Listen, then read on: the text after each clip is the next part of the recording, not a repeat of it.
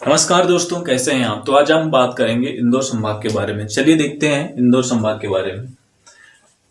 मध्य प्रदेश के अंतर्गत 10 संभाग है, जिसके अंतर्गत हमने अलग अलग संभाग को देखे वीडियो के माध्यम से, क्लास के माध्यम से। अब देखेंगे हम इंदौर संभाग के बारे में। तो बात करते हैं इंदौर संभाग के बारे में। पहले बात करेंगे इंदौर संभाग के अंतर्गत कितने जिले आते हैं। तो इंदौर संभाग के अंतर्गत 8 जिले आते हैं। इंदौर संभाग के अंतर्गत 8 जिले आते हैं। 8 जिले कौन कौन से होंगे? इंदौर, धार, झाबुआ, खरगोन, खंडवा, बुरहानपुर, बड़वानी और अलीराजपुर जैसे जिले को शामिल करके इंदौर संभाग बनता है। जिसके अंतर्गत 8 जिले सम्मिलित किए जाते हैं। अब मध्य प्रदेश की मानचित्र की अवस्थिति के अनुसार बात करेंगे तो हमारा इंदौर संभाग कहाँ पड़ेगा। चलिए देखते हैं हमारा इंदौर संभाग मध्य प्रदेश की मानचित्र की अवस्थिति के अनुसार कहाँ पड़ेगा। तो ये मध्य प्रदेश का मानचित्र देख रहे हैं। यहाँ पे मध्य प्रदेश का मानचित्र देख रहे हैं। मध्य प्रदेश की मानचित्र की अवस्थिति के अनुसार हम इंदौर संभाग को देखेंगे। इंदौर संभाग किस क्षेत्र में आता है। तो ये मध्य प्रदेश का मानचित्र है। मध्य प्रदेश के मानचित्र के अंतर्गत पूर्वी क्षेत्र पड़ता है। मध्य प्रदेश का पूर्वी क्षेत्र पड़ता है। इसके अंतर्गत आता है पूरा हमारा इंदौर संभाग होगा। जैसे देख रहे हैं मध्य प्रदेश की मानचित्र की अवस्थिति के अनुसार इंदौर संभाग को दर्शाया गया है। इंदौर संभाग के अंतर्गत विभिन्न जिलों को दर्शाया गया है, जिसमें जो बीच का जिला है हमारा इंदौर जिला है। इंदौर, धार, झाबुआ, अलीराजपुर, बड़वानी, खंडवा, खरगोन और बुरहानपुर जैसे जिले, बुरहानपुर 8 जिलों को मिलाकर के हमारा इंदौर संभाग बना है। अब इंदौर संभाग के अंतर्गत हम पहला जिला कौन सा देखेंगे, तो हमारा पहला जिला होगा इंदौर जिला। तो इंदौर जिले के बारे में बात करते हैं, इसकी क्या क्या विशेषताएं, कौन कौन से एग्जाम के दृष्टिकोण से फैक्ट बन सकते हैं। तो चलिए बात करते देखते हैं इंदौर जिले के बारे में। पहले देखते हैं इंदौर जिले का क्षेत्रफल कितना है। तो क्षेत्रफल के हिसाब से देखेंगे इंदौर जिले का क्षेत्रफल कितना है। तो चलिए देखते हैं इंदौर जिले का क्षेत्रफल कितना है। 3898 वर्ग किलोमीटर इंदौर जिले का क्षेत्रफल है। 3898 वर्ग किलोमीटर इंदौर जिले का क्षेत्रफल है। अब बात करते हैं इसकी विशेषताएं, कौन कौन सी चीजें यहाँ पे हैं, एग्जाम के दृष्टिकोण से फैक्ट कौन कौन से बन सकते हैं। तो आईआईटी इंदौर की स्थापना कब हुई थी? 2009 में आईआईटी इंदौर की स्थापना हुई थी। आईआईटी इंदौर की स्थापना इंडियन इंस्टीट्यूट ऑफ टेक्नोलॉजी, भारतीय अनुसंधान संस्थान की स्थापना 2009 में हुई थी, इंदौर में हुई थी। और आईआईएम की स्थापना कब हुई थी? IIM, Indian institute of management, भारतीय प्रबंधकीय संस्थान बोलते हैं हिंदी में। इसकी स्थापना कब हुई थी? इसकी स्थापना हुई थी 1998 में। इसकी स्थापना कहां पे हुई थी? इंदौर में ही इसकी स्थापना हुई थी। तो जो इंदौर जिला है मध्य प्रदेश का, इंदौर जिला मध्य प्रदेश का एकमात्र जो जिला है। इंदौर जिले के अंतर्गत इंदौर शहर आता है। तो इंदौर शहर जो है एकमात्र ऐसा शहर है, इंदौर जिला एकमात्र ऐसा जिला है जिसमें आईआईटी और आईआईएम दोनों का मुख्यालय एक ही स्थान पे है, मतलब इंदौर में ही है। तो भारत का एकमात्र शहर जहां पे आईआईटी और आईआईएम का जो मुख्यालय है ये इंदौर में ही है। आईआईटी की स्थापना करेंगे तो आईआईटी बाद में बना 2009 में, और आईआईएम में देखेंगे तो आईआईएम बना हमारा 1998 में आईआईएम की स्थापना हुई है। अब इंदौर देखेंगे, इंदौर किन किन नदियों के किनारे बसा है। तो जी इंदौर है, इंदौर जो है खान व सरस्वती नदियां यहां से होकर के प्रवाहित होती है। तो खान व सरस्वती नदियों के बीच में इंदौर शहर स्थित है। खान व सरस्वती जैसी नदियां इंदौर शहर के मध्य से होकर के प्रवाहित होती है। मल्हारा होलकर ने होलकर वंश की स्थापना की। इंदौर जो है होलकरों का शासन रहा है। यहाँ पे होलकरों का शासन रहा है, जिसकी होलकर वंश की स्थापना किसने किया था? मल्हारा होलकर ने होलकर वंश की स्थापना किया था। तो होलकर वंश की स्थापना किसने किया था? मल्हारा होलकर ने होलकर वंश की इंदौर में स्थापना किया था। अहिल्याबाई होलकर की मृत्यु कब हुई? 1795। अहिल्याबाई होलकर जो थी होलकर वंश की शासिका रही है। अहिल्याबाई होलकर इनकी मृत्यु कब हुई थी? इनकी मृत्यु 1795 में इनकी मृत्यु हुई थी।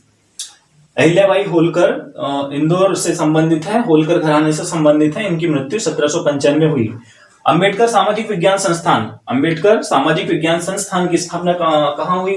महू कहां आता है? इंदौर के अंतर्गत आता है महू क्षेत्र। वहां पे अंबेडकर सामाजिक विज्ञान संस्थान की स्थापना की गई है। कब की गई है? 1998 में की गई है। सहकारिता शोध संस्थान कहां पे है? इंदौर में पड़ेगा। सहकारिता शोध संस्थान का कार्यालय या मुख्यालय कहा जा सकता है, कहां पड़ेगा? इंदौर में पड़ेगा। तो चलिए बात करते हैं आगे इंदौर के बारे में ही। पर्यटन स्थल के बारे में बात करते हैं। तो कौन कौन से पर्यटन स्थल यहाँ पे हो सकते हैं?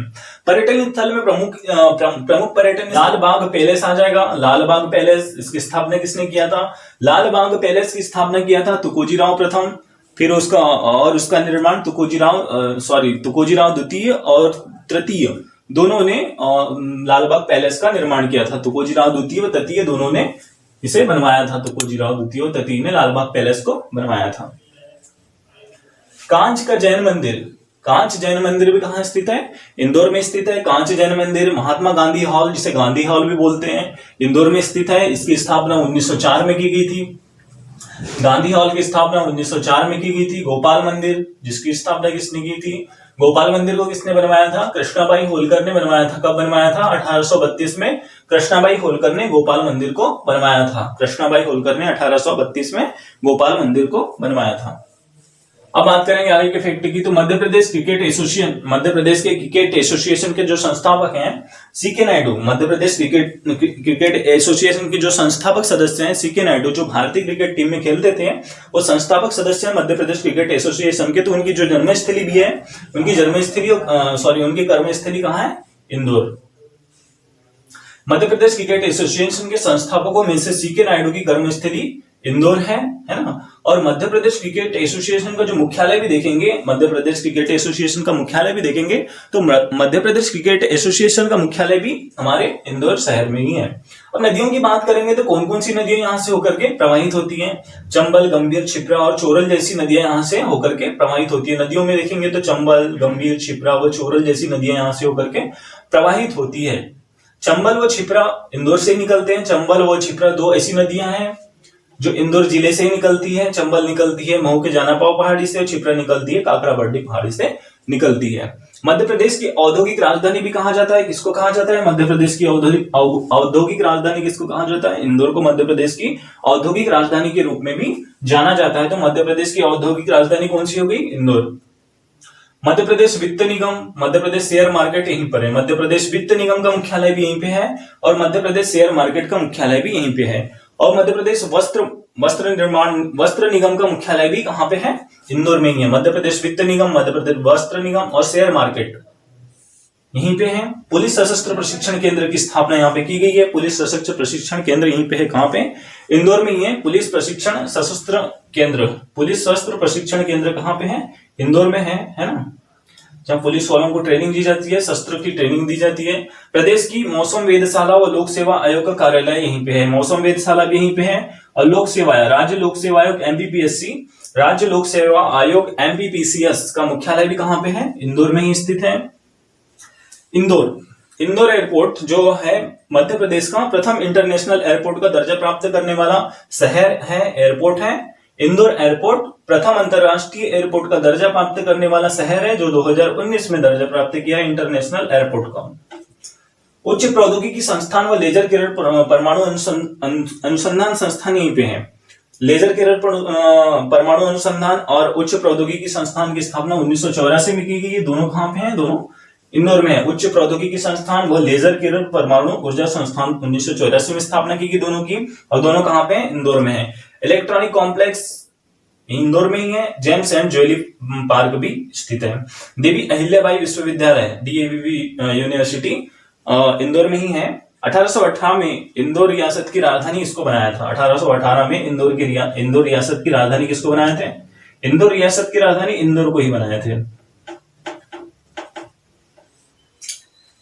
1818 में इंदौर रियासत की राजधानी इंदौर को ही बनाए थे। किसने बनाया था? होलकरों ने बनाया था। तो इसके पहले राजधानी कौन सी थी? इसके पहले राजधानी थी महेश्वर। इसके पहले राजधानी थी महेश्वर, जो 1800 पहले की थी, लेकिन 1818 के बाद इसकी राजधानी परिवर्तित कर दी गई है। और परिवर्तित राजधानी कौन सी रखी गई? परिवर्तित राजधानी इंदौर रखी गई, जो मालवा के पठार के अंतर्गत आता है। मालवा के पठार के अंतर्गत आता है। तो इंदौर संभाग के अंतर्गत कितने जिले आते हैं? 8 जिले आते हैं, जिसमें से हमने पहला जिला कौन सा देखा? इंदौर जिला पहले जिले के तौर में देखिए। मध्य प्रदेश की मानचित्र की अवस्थिति के अनुसार भी हम बात कर ले तो हमारा इंदौर जिला यहाँ पे पड़ेगा। मध्य प्रदेश की मानचित्र की अवस्थिति के अनुसार इंदौर जिले की अवस्थिति यहाँ पे है। तो चलिए बात करते हैं हम इंदौर संभाग के अंतर्गत ही दूसरे जिले की। हमारा दूसरा जिला कौन सा होगा? धार जिला से। तो चलिए देखते हैं धार जिले के बारे में। पहले तो बात करेंगे धार जिले कहाँ पड़ता है। मध्य प्रदेश की मानचित्र की अवस्थिति के अनुसार बात करेंगे तो धार जिला कहाँ पड़ता है? ये मध्य प्रदेश का मानचित्र है, कुछ इस स्वरूप में व्यक्त है मध्य प्रदेश का मानचित्र। इसमें धार जिले की अवस्थिति को जानने की कोशिश करेंगे। तो मध्य प्रदेश का मानचित्र है, मध्य प्रदेश के मानचित्र के अनुसार ही हमारा जो संभाग पड़ता है इंदौर संभाग पड़ता है। इंदौर संभाग के अंतर्गत हम धार जिले की अवस्थिति देखेंगे तो ये इंदौर हो गया, इंदौर जिला, ये धार जिला है। इंदौर जिला हो गया, ये धार जिला है। झाबुआ जिला इधर पश्चिम में पड़ेगा और बड़वानी जिला दक्षिण में पड़ेगा। एक इंदौर जिला है, धार जिला है। तो हम बात कर रहे हैं धार जिले की, तो मध्य प्रदेश की मानचित्र की अवस्थिति के अनुसार धार जिला हमारा यहाँ पड़ेगा। तो चलिए धार जिले के बारे में देखते हैं, धार जिले की विशेषताएं कौन कौन सी है। तो पहला बात करेंगे हम धार जिले का क्षेत्रफल कितना है। तो धार जिले का क्षेत्रफल कितना है हमारा, 8,153 वर्ग किलोमीटर धार जिले का क्षेत्रफल पड़ता है। कितना है, 8,153 वर्ग किलोमीटर धार जिले का क्षेत्रफल है। ज्ञानदूत परियोजना है, ज्ञानदूत परियोजना कहां से प्रारंभ की गई है, ज्ञानदूत परियोजना जो प्रारंभ की है धार जिले से, ज्ञानदूत परियोजना प्रारंभ की गई है। नदियों की बात करेंगे तो कौन कौन सी नदियां यहां से होकर के प्रवाहित होती है, कौन कौन सी नदियां प्रवाहित होगी, माही, चंबल, नर्मदा, मान और बाघ जैसी नदियां यहां से प्रवाहित होती है। माही, चंबल, नर्मदा, मान और बाघ जैसी नदियां यहां से प्रवाहित होती है। अब जो धार है बहुत ऐतिहासिक दृष्टि से, सामरिक दृष्टि से बहुत महत्वपूर्ण शहर रहा है। धार जो धार रहा है, धार के अंतर्गत आता है मांडू, धार के अंतर्गत मांडू आता है जो परमार वंश की राजधानी भी रही है। तो परमार वंश की राजधानी रही है, क्या है रही है, परमार वंश की राजधानी मांडू धार रही है। मांडू के अंतर्गत आता है, धार के अंतर्गत आता है मांडू जो परमार वंश की राजधानी भी रही है। तो परमार वंश की राजधानी के तौर पे भी देखेंगे तो कौन सा जिला रहेगा, धार जिला परमार वंश की राजधानी भी होगा।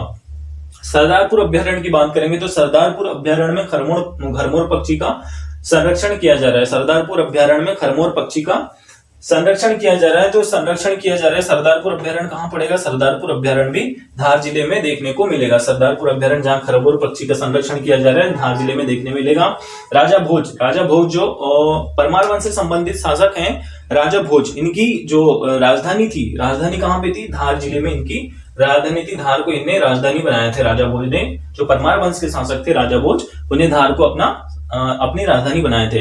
मांडू का जो धार जिले के अंतर्गत देखिए हमने, मांडू एक स्थान है, धार जिले के अंतर्गत आता है मांडू। मांडू को क्या कहा जाता था पहले, सादियाबाद के नाम से जाना जाता था। मांडू जिसका वर्तमान नाम मांडव हो गया है, जो सादियाबाद के नाम से जाना जाता था। मांडू को सिटी ऑफ जॉय भी कहा जाता है। मांडू जो शहर है उसको सिटी ऑफ जॉय भी कहा जाता है। मांडू शहर को सिटी ऑफ जॉय भी कहा जाता है।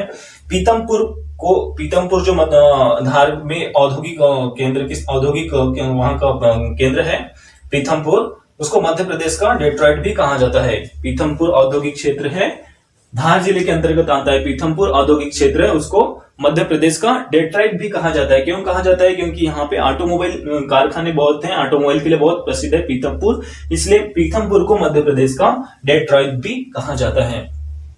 अब देखते हैं आगे, बाज बहादुर और रानी रूपमती महल कहां देखने को मिलेंगे, रानी रूपमती महल और बाज बहादुर महल कहां देखने को मिलेंगे हमको, धार जिले के अंतर्गत जो मांडव है वर्तमान नाम, वहां हमको देखने मिलेंगे बाज बहादुर व रानी रूपमती महल, जो अफगानी कला के नमूने हैं, यानी अफगानी शैली में बनाया गया इनको। बाज बहादुर व रानी रूपमती महल को अफगानी शैली में बनाया गया, तो अफगानी कला के नमूने को व्यक्त करते हैं ये दोनों महल। राजा भोज द्वारा निर्मित भोजशाला, सरस्वती मंदिर स्थित है यहाँ पे, सरस्वती मंदिर स्थित है। राजा भोज द्वारा निर्मित भोजशाला यहीं पे है, कहाँ पे, धार जिले में बनेगा, जहाँ पे सरस्वती मंदिर स्थित है। पीथमपुर में निर्यात संवर्धन पार्क है। पीथमपुर देखेंगे औद्योगिक क्षेत्र है यहाँ का, पीथमपुर इंदौर से लग के पड़ेगा। पीथमपुर औद्योगिक क्षेत्र है, जहां पीथमपुर में ही देखेंगे निर्यात संवर्धन पार्क की स्थापना की गई है।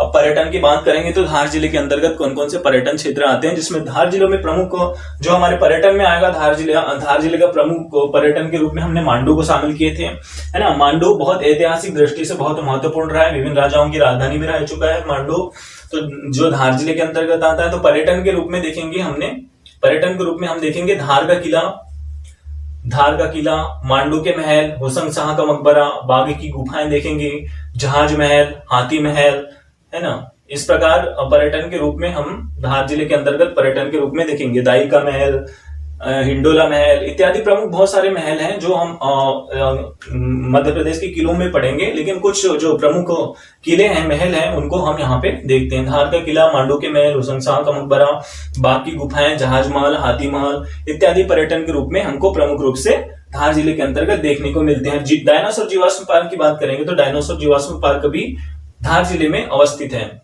धार जिले में इसकी स्थापना की गई है, धार जिले में अवस्थित है, धार जिले के अंतर्गत आता है डायनासोर जीवाश्म पार्क। अब बात करेंगे हम इंदौर संभाग के अंतर्गत ही हमारा तीसरा जिला होगा। कौन सा जिला होगा? तीसरा जिला बड़वानी जिला होगा।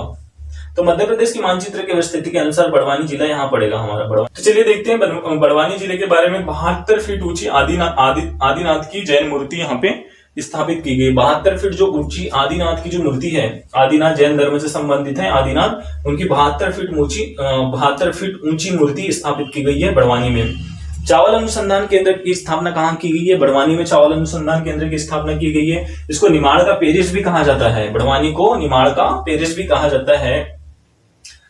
बड़वानी को निमाड़ का पेरिस भी कहा जाता है। सेंधवा बड़वानी की एक तहसील हुआ करती है सेंधवा, जहां कॉटन जिनिंग फैक्ट्री की स्थापना की गई है।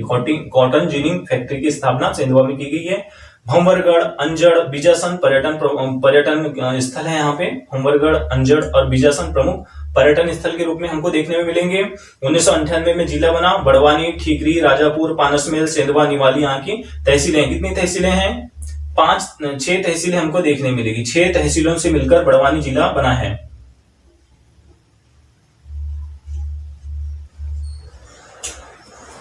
6 तहसीलों से मिलकर कौन सा जिला बना है? बड़वानी जिला बना है। 6 तहसीलों से मिलकर बड़वानी जिला बना है, जो 1998 में जिला बना है। 6 तहसीलें इसके अंतर्गत आती है। 6 तहसीलें कौन सी है? बड़वानी, ठीकरी, राजपुर, पानसमेल, सेंधवा, निवाली इत्यादि 6 तहसील बड़वानी जिले के अंतर्गत शामिल किए गए हैं।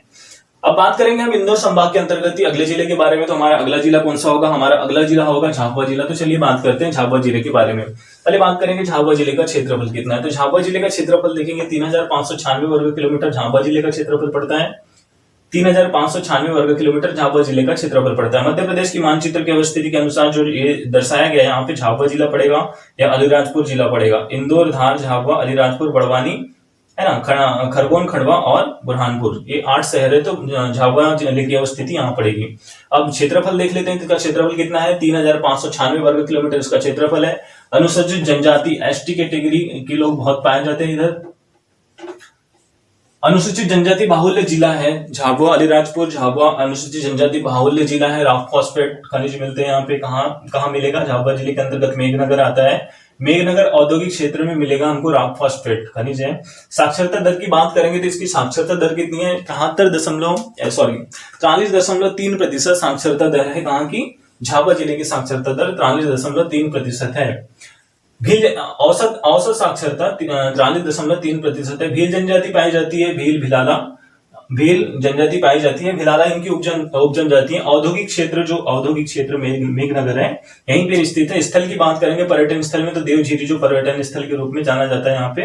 आदिवासी सोच संचार केंद्र की स्थापना यहीं की गई है। भगोरिया हाट भीलों के द्वारा किया जाने वाला हाट है। जो होली के उत्सव पे भगोरिया हाट का आयोजन किया जाता है ना। तो भगोरिया हाट का मेला भी कहाँ लगता है? झाबुआ जिले में भगोरिया हाट का मेला लगता है। भीलों की प्रमुख समारोह आयोजित किए जाते हैं। वहां सांस्कृतिक गतिविधियां होती है भगोरिया हाट में, है ना। भीलों के द्वारा मेलों का आयोजन किया जाता है। मक्का उत्पादक जिला है, मतलब मक्के का उत्पादन किया जाता है। कहाँ पे? झाबुआ में मक्के का भी उत्पादन किया जाता है। इस प्रकार हमने देखे धार जिला, धार, बड़वानी और झाबुआ जिले के बारे में जानने की। तो चलिए दोस्तों, अब देखते हैं इंदौर संभाग के अंतर्गत अगले जिलों के बारे में। तो अगले जिले कौन कौन से होंगे हमारे? खंडवा जिला, खरगोन जिला और बुरहानपुर जिला हमारे इंदौर संभाग के अंतर्गत जिले होंगे। तो चलिए बात करते हैं खंडवा जिले के बारे में। तो चलिए देखते हैं खंडवा जिले के बारे में। हम ये देखेंगे पहले कि खंडवा जिले की अवस्थिति मध्य प्रदेश की मानचित्र में कहाँ पे, मध्य प्रदेश की मानचित्र की अवस्थिति के अनुसार खंडवा जिला कहाँ पड़ता है। तो मध्य प्रदेश की मानचित्र की अवस्थिति के अनुसार इंदौर संभाग है। इंदौर संभाग के अंतर्गत खंडवा जिला देखेंगे तो मध्य प्रदेश की मानचित्र की अवस्थिति के अनुसार खंडवा जिला यहाँ पड़ेगा, खरगोन यहाँ पड़ेगा, बुरहानपुर जिला यहाँ पड़ेगा। तो चलिए देखते हैं हम खंडवा जिले के बारे में। पहले इसका देखेंगे क्षेत्रफल कितना है। तो खंडवा जिले का क्षेत्रफल है 60,349 वर्ग किलोमीटर। खंडवा जिले का कुल क्षेत्रफल पड़ता है। कितना पड़ेगा? 60,349 वर्ग किलोमीटर खंडवा जिले का क्षेत्रफल पड़ेगा। सूरजकुंड, भीम, पद्मा और रामेश्वर कुंड यहाँ के पर्यटन स्थल के रूप में या दर्शनीय स्थल के रूप में जान सकते हैं, देख सकते हैं। सूरज कुंड, भीम, पद्मा, राजेश्वर कुंड यहाँ के प्रमुख पर्यटन या दर्शनीय स्थल के रूप में हम देख सकते हैं। मालवा ताप विद्युत परियोजना जो पुरनी में निर्माणाधीन है, पुरनी जो खंडवा जिले के अंतर्गत एक स्थल है, वहां पे मालवा ताप विद्युत परियोजना की स्थापना निर्माण किया जाना है, प्रस्तावित है। सिंगाजी ताप विद्युत परियोजना, सिंगाजी ताप विद्युत परियोजना कहाँ पे है? खंडवा जिले में सिंगाजी ताप विद्युत परियोजना की स्थापना खंडवा जिले में की गई है। किशोर कुमार की समाधि यहीं पे है। किशोर कुमार से संबंधित जिला हमारा खंडवा जिला है। किशोर कुमार से संबंधित हमारा खंडवा जिला है, तो उनकी समाधि कहाँ मिलेगी? खंडवा जिले में ही मिलेगी। गौरी कुंज माखनलाल चतुर्वेदी, सुभद्रा कुमारी चौहान की कर्मस्थली भी रही है। माखनलाल चतुर्वेदी, सुभद्रा कुमारी चौहान और गौरी कुंज यहाँ के कवि, माखनलाल चतुर्वेदी कवि हैं, सुभद्रा कुमारी चौहान कवि हैं, गौरी कुंज भी कवि हैं। इनकी जो कर्मस्थली रही है खंडवा जिला, इनकी कर्मस्थली रही है। गौरी कुंज, माखनलाल चतुर्वेदी, सुभद्रा कुमारी चौहान की कर्मस्थली भी रही है। गांजा उत्पादक जिला के रूप में जाना जाता है खंडवा जिला, गांजा उत्पादक या गांजा जिले के रूप में भी जाना जाता है। ओमकारेश्वर जल विद्युत परियोजना की स्थापना की गई है। 520 मेगावाट इसकी उत्पादन क्षमता है। ओमकारेश्वर जल विद्युत परियोजना की उत्पादन क्षमता 520 मेगावाट है। नर्मदा नदी पे ओमकारेश्वर जल विद्युत परियोजना को स्थापित किया गया है। सिंगाजी की समाधि यहीं पे है, सिंगाजी की समाधि यहीं है, तो सिंगाजी का मेला भी यहीं पे लगेगा। ओमकारेश्वर ज्योतिर्लिंग यही है, जो 12 ज्योतिर्लिंगों में से एक है, जो हमने पहले उज्जैन में देखे थे, एक ज्योतिर्लिंग। और ये ओमकारेश्वर ज्योतिर्लिंग जो पड़ेगा हमारे कहाँ पड़ेगा? खंडवा जिले में। तो मध्य प्रदेश में 12 ज्योतिर्लिंगों में से 2 ज्योतिर्लिंग मध्य प्रदेश में पड़ते हैं। पहला उज्जैन में पड़ेगा, दूसरा पड़ेगा खंडवा में ओमकारेश्वर ज्योतिर्लिंग। दादा धुनी वाले की समाधि भी कहाँ देखने को मिलेगी? दादा धुनी वाले की समाधि भी हमको कहाँ देखने को मिलेगी? खंडवा जिले में दादा धुनी वाले की समाधि भी देखने को मिलेगी। हरसुद ग्राम जो इंदिरा परियोजना के अंतर्गत डूब क्षेत्र में आ गया था, इंदिरा गांधी परियोजना की बात करेंगे, खंडवा जिले के अंतर्गत आता है। नर्मदा नदी पे इसका निर्माण किया गया है, इंदिरा गांधी परियोजना का। जो हरसुद ग्राम जो इसके अंतर्गत आ रहा था, डूब क्षेत्र में आ रहा था, तो हरसुद ग्राम किसके कौन से जिले के अंतर्गत आएगा? खंडवा जिले के अंतर्गत आएगा हमारा हरसुद ग्राम। पुनासा ग्राम है ना, पुनासा ग्राम में इंदिरा सागर परियोजना स्थापित की गई है। कहां पे की गई है? खंडवा के अंतर्गत इंदिरा सागर परियोजना आता है। पुनासा ग्राम के अंतर्गत इंदिरा सागर परियोजना की स्थापना की गई है, जो नर्मदा नदी पे इस परियोजना की स्थापना की गई है। अब बात करेंगे इंदौर संभाग के अंतर्गत ही अगले जिले के बारे में, तो हमारा अगला जिला कौन सा होगा? खरगोन जिला। तो चलिए बात करते हैं खरगोन जिले के बारे में। पहले इसका देखेंगे क्षेत्रफल कितना है। तो खरगोन जिले का क्षेत्रफल है 8030 वर्ग किलोमीटर, इसका कुल क्षेत्रफल पड़ता है 8030 वर्ग किलोमीटर क्षेत्रफल है इसका। जो खंडवा जो खरगोन बुरहानपुर जो क्षेत्र रहते हैं, निमाड़ अंचल के क्षेत्र कहलाते हैं। निमाड़ अंचल के क्षेत्र कहलाते हैं। तो निमाड़ का नाम कैसे पड़ा? निमाड़ का नाम जो पड़ा, निमार्य से पड़ा, मतलब कम आर्य। जो आर्य थे पहले भारत में आए थे, पहले सबसे पहले आर्य आए थे, ऐसा मानना है। आर्य आए थे जो कम आर्य थे, जो मतलब आर्य जो निवास करते थे, कम आर्य लोग निवास करते थे। उत्तर भारत में ज्यादा आर्य लोग निवास करते थे, तो कम आर्य के कारण इसका नाम क्या पड़ गया? निमाड़ इसका नाम पड़ गया। अब महेश्वर की बात करेंगे, तो महेश्वर भी यहाँ का प्रसिद्ध दर्शनीय स्थल, धार्मिक दर्शनीय स्थल के रूप में हम देखेंगे, पर्यटन स्थल के रूप में देखेंगे। महेश्वर जो कहाँ पर आता है? खरगोन जिले के अंतर्गत आता है। जो है वंश थे, जो पहले इनका शासन था है वंश का, इनकी राजधानी हुआ करती थी महेश्वर। है वंश की राजधानी पहले हुआ करती थी महेश्वर। और इधर होलकर वंश में देखे तो होलकर वंश में देखे तो जो हमारी अहिल्याबाई है, होलकर वंश में देखे तो अहिल्याबाई है, इनने भी अपनी राजधानी कहाँ रखी थी? महेश्वर में इनकी राजधानी थी। और इनने अपना जो शासन काल किए थे महेश्वर से ही शासन किए थे। इंदौर में इनकी राजधानी तब अहिल्याबाई के समय नहीं हुआ करती थी, महेश्वर में हुआ करती थी। 1818 में राजधानी परिवर्तित की गई और राजधानी रखी गई है इंदौर, इसकी राजधानी रखी गई है। नदियों की बात करेंगे तो नदियां कौन कौन सी नदियां यहाँ से प्रवाहित होती है, कौन कौन सी नदियां यहाँ से होकर के प्रवाहित होती है। तो चलिए देखते हैं नदियां कौन कौन सी प्रवाहित होगी। कुंदा, वेदा, देजला देवड़ा, अम्बक नाला, गढ़ी तलवार इत्यादि प्रमुख नदियां यहाँ से होकर के प्रवाहित होती है। कौन कौन सी नदियां प्रवाहित होगी? कुंदा, वेदा, देजला देवड़ा, अम्बक नाला, गढ़ी तलवार, है ना, इत्यादि नदियां यहाँ से प्रमुख नदियां यहाँ से होकर के प्रवाहित होगी। और नर्मदा नदी में इसमें शामिल किया गया है, नर्मदा नदी लिखा नहीं गया है, लेकिन नर्मदा नदी भी खंडवा खरगोन जिलों से होकर के प्रवाहित होती है।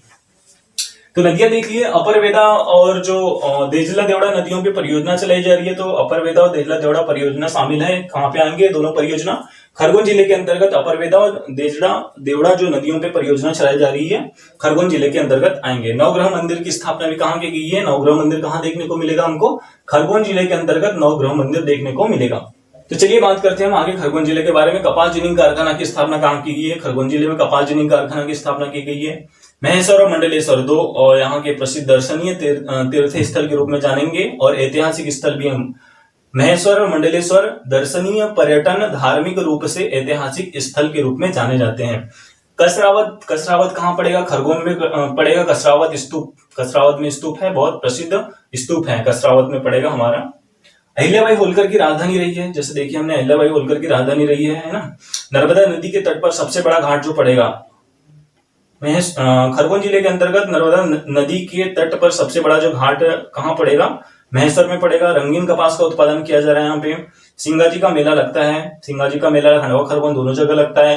केंद्रीय औद्योगिक सुरक्षा बल CISF, केंद्रीय औद्योगिक सुरक्षा बल जो है CISF, उसका जो प्रशिक्षण केंद्र की स्थापना कहाँ की गई है? बड़वा में की गई है। बड़वा कहाँ आता है? खरगोन जिले के अंतर्गत आता है बड़वा, जहाँ केंद्रीय औद्योगिक सुरक्षा बल CISF का प्रशिक्षण केंद्र है, इसकी स्थापना की गई है। इस प्रकार हमने इंदौर संभाग के अंतर्गत 2 जिले और देखे, खंडवा जिला, खरगोन जिला देखे। अब देखेंगे बुरहानपुर जिले के बारे में। तो चलिए बात करते हैं बुरहानपुर जिले के बारे में। मध्य प्रदेश की मानचित्र की अवस्थिति के अनुसार बुरहानपुर जिले की अवस्थिति देख लेंगे। बुरहानपुर जिला यहाँ पड़ेगा, खंडवा यहाँ पड़ेगा, खरगोन जिला यहाँ पड़ेगा। तो बुरहानपुर जिला हमारा यहाँ पे है ना। तो चलिए बात करते हैं बुरहानपुर जिले के बारे में। पहले इसका क्षेत्रफल देख लेते हैं। इसका क्षेत्रफल कितना है? तो 3427 वर्ग किलोमीटर इसका बुरहानपुर जिले का क्षेत्रफल पड़ता है। कितना पड़ता है? 3427 वर्ग किलोमीटर बुरहानपुर जिले का क्षेत्रफल है। तहसीलों की बात कर लेंगे तो 3 तहसीलों से मिलकर बनी है बुरहानपुर जिले। 3 तहसीलों से मिलकर बनाया, 3 तहसीलों से मिलकर बुरहानपुर को जिला बनाएंगे। कौन कौन सी तहसीलें हैं? बुरहानपुर है ना, खकनार और नेपानगर। बुरहानपुर, खकनार और नेपानगर 3 ऐसी तहसीलें हैं जिनसे मिलकर के बुरहानपुर जिला बनाया गया, बुरहानपुर को जिला बनाया गया है। नेपानगर नेशनल न्यूज प्रिंटिंग कारखाना की स्थापना कहां पे पड़ेगा हमारा? नेशनल न्यूज प्रिंटिंग कारखाना कहां पड़ेगा? नेपानगर में पड़ेगा। नेशनल न्यूज प्रिंटिंग कारखाना कहां पड़ेगा? नेपानगर में पड़ेगा। जो चांदनी ताप विद्युत केंद्र है, इसको विद्युत की सप्लाई करता है। किसको? नेशनल न्यूज प्रिंटिंग कारखाने को चांदनी ताप विद्युत केंद्र से विद्युत की सप्लाई होती है, जो कहां पड़ेगा? नेपानगर में। और नेपानगर कहां पड़ेगा? बुरहानपुर जिले के अंतर्गत आएगा नेपानगर। असीरगढ़ का किला, जो 1601 में अकबर ने इसको जीता था, उसके दौरान अकबर का अंतिम विजय के रूप में भी जाना जाता है। असीरगढ़ के किले को। खूनी दरवाजा की बात करेंगे तो खूनी दरवाजा भी असीरगढ़ के किले में स्थित है, जो बुरहानपुर जिले के अंतर्गत आता है। असीरगढ़ का किला 1601 में अकबर ने जीता था, तो असीरगढ़ का किला कहां पे आ जाएगा? बुरहानपुर में असीरगढ़ का किला आ जाएगा। राजा जयसिंह की बुरहानपुर में मृत्यु हो गई थी। जो राजपूत राजा थे, राजा जयसिंह, इनकी बुरहानपुर में मृत्यु हो गई थी। आदिल शाह का मकबरा भी देखने को मिलेगा। मुमताज की कब्र भी देखने को मिलेगी। तो मुमताज की मृत्यु कहां पे हुई थी? मुमताज की मृत्यु भी कहां पे हुई थी? बुरहानपुर में हुई थी। तो मुमताज कौन थी? शाहजहां की बेगम थी मुमताज, है ना, जिसके लिए उनने ताजमहल का निर्माण किया। तो उनकी जो बेगम थी मुमताज, उनकी मृत्यु कहां पे हुई थी? बुरहानपुर में। उनकी कब्र कहां पे स्थापित की गई थी? बुरहानपुर में उनकी कब्र स्थापित की गई थी, है ना। असीरगढ़ में आशा देवी का मंदिर लगता है। असीरगढ़ कहां पर पड़ेगा? बुरहानपुर में ही पड़ेगा असीरगढ़। वहां पे आशा देवी मंदिर का देखने को मिलेगा। वहां पे आशा देवी मंदिर का भी निर्माण किया गया था। शेख बुरहानुद्दीन के नाम पर क्या पड़ा था? बुरहानपुर इसका नाम पड़ा। शेख बुरहानुद्दीन के नाम पर इसका नाम क्या पड़ा है?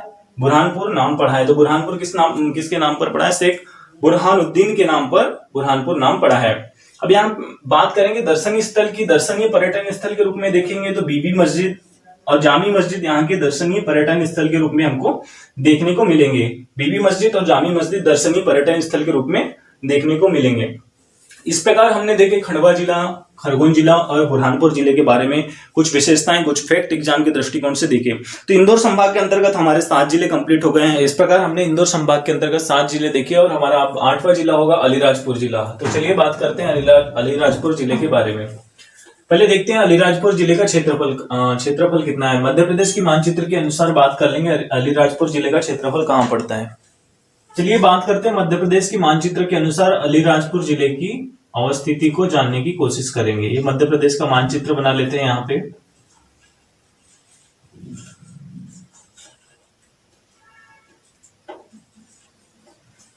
ये मध्य प्रदेश का मानचित्र कुछ इस प्रकार है। मध्य प्रदेश के मानचित्र के अनुसार अलीराजपुर जिले की स्थिति को जानने की कोशिश करेंगे तो यहाँ पड़ेगा झाबुआ और इसके नीचे पड़ेगा अलीराजपुर। झाबुआ से पृथक होकर ही जिला बना है अलीराजपुर जिला बना है, जो किससे पृथक हुआ है, झाबुआ से पृथक होकर जिला बना है, अलीराजपुर जिला बना है। झाबुआ जिले से पृथक होकर के नया जिला बनाया गया है। तो इस प्रकार हमने मध्य प्रदेश की मानचित्र की अवस्थिति के अनुसार हमने अलीराजपुर जिले की स्थिति को देखे। अब बात करते हैं अलीराजपुर जिले की कुछ विशेषताओं के बारे में। तो इसको पहले क्षेत्रफल देखते हैं। तो इसका क्षेत्रफल कितना है, 3182 वर्ग किलोमीटर अलीराजपुर जिले का कुल क्षेत्रफल पड़ता है। कितना पड़ेगा, 3142 वर्ग किलोमीटर इसका अलीराजपुर जिले का क्षेत्रफल पड़ता है। भोपावर रियासत का हिस्सा है कौन सा, अलीराजपुर जो जिला है भोपावर रियासत पड़ता था पहले इधर पश्चिम में मध्य प्रदेश के। भोपावर रियासत का छोटा सा रियासत था, उसका हिस्सा था अलीराजपुर। जिला कब बना है, 17 मई 2008 को झाबुआ से पृथक करके जिला बनाया गया है। कब बनाया गया है, 17 मई 2008 को झाबुआ से पृथक करके एक नया जिला बनाया गया है। साक्षरता की बात करेंगे तो इसकी न्यूनतम साक्षरता, इसकी साक्षरता कितनी है, 36.1% साक्षरता है। अलीराजपुर जिले की साक्षरता 36.1% साक्षरता है, जो मध्य प्रदेश की सबसे कम यानी न्यूनतम साक्षरता वाला जिला कहलाता है। कौन सा जिला कहलाएगा, अलीराजपुर जिला मध्य प्रदेश का न्यूनतम साक्षरता वाला जिला कहलाता है। इसकी साक्षरता प्रतिशत कितनी है, 36.1% इसकी साक्षरता दर है। पुरुष साक्षरता की बात करेंगे तो 42% इसकी क्या है, पुरुष साक्षरता है। औसत साक्षरता है 36.1%, जो मध्य प्रदेश की साक्षरता दर सबसे कम आंकलित कहाँ की गई है, अलीराजपुर जिले के अंतर्गत न्यूनतम साक्षरता आंकलित की गई है। पुरुष साक्षरता की बात करेंगे तो 42% पुरुष साक्षरता है, और महिला साक्षरता की बात करेंगे तो 30.3% महिला साक्षरता है। सर्वाधिक अनुसूचित जनजाति वाला जिला पड़ेगा ये हमारा अलीराजपुर, झाबुआ, बड़वानी, धार, जो अनुसूचित जनजाति एसटी कैटेगरी वाले बाहुल्य जिलों के अंतर्गत आते हैं। तो सर्वाधिक अनुसूचित जनजाति वाला जिला भी कौन सा आएगा, अलीराजपुर जिला सर्वाधिक अनुसूचित जनजाति वाला जिला भी आएगा। आदिवासी खेल विद्यालय की स्थापना कहां पे की गई है, अलीराजपुर जिले में आदिवासी खेल विद्यालय की स्थापना की गई। अलीराजपुर जिले में आदिवासी खेल विद्यालय की स्थापना कहां की गई है, अलीराजपुर जिले में ही आदिवासी खेल विद्यालय की स्थापना की गई है। विक्टोरिया ब्रिज कहां पे स्थित है, अलीराजपुर जिले के अंतर्गत स्थित है विक्टोरिया ब्रिज।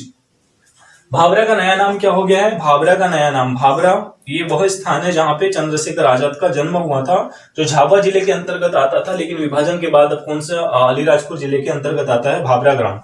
अलीराजपुर जिले के अंतर्गत आता है भाभरा ग्राम, जिसका नया नाम क्या कर दिया गया है, आजाद नगर कर दिया गया है। चंद्रशेखर आजाद के नाम पर इसका नामकरण किया गया है, आजाद नगर इसका नाम रख दिया गया है। तहसील की बात करेंगे तो कौन कौन सी तहसीलों से मिलकर इसको जिला बनाया गया है। पहले झाबुआ जिले के अंतर्गत आता था, तो झाबुआ जिले के अंतर्गत कौन कौन से क्षेत्र हुआ करते, तहसीलें हुआ करती थी, अलीराजपुर, जोबट और भाभरा, 3 तहसीलें हुआ करती थी। अलीराजपुर, जोबट और भाभरा 3 तहसीलें हुआ करती थी। तो इन 3 तहसीलों से पृथक होकर जो हमारा 51वां जिला बना है, झाबुआ से पृथक होकर 51वां जिला कौन सा बना है, अलीराजपुर जिला बना है। खनिज की बात करेंगे तो खनिज कौन से मिलेंगे यहाँ पे, डोलोमाइट व रेत, डोलोमाइट मिलेगा है ना, यहाँ पे प्रमुख मात्रा में डोलोमाइट खनिज पाया जाता है। लिंगानुपात की बात करेंगे तो लिंगानुपात कितना है, 1000 पुरुष पे 1011 महिलाएं हैं। 1000 पुरुष पे 1011 महिलाएं हैं। लिंगानुपात बढ़िया है, 51वां जिला बना है। इस प्रकार हमने इंदौर संभाग के अंतर्गत 8 जिले देख लिए। 8 जिलों के अंतर्गत हमने विभिन्न जानकारियों को जानने की कोशिश की। तो इस प्रकार हमारा इंदौर संभाग कंप्लीट हो जाता है।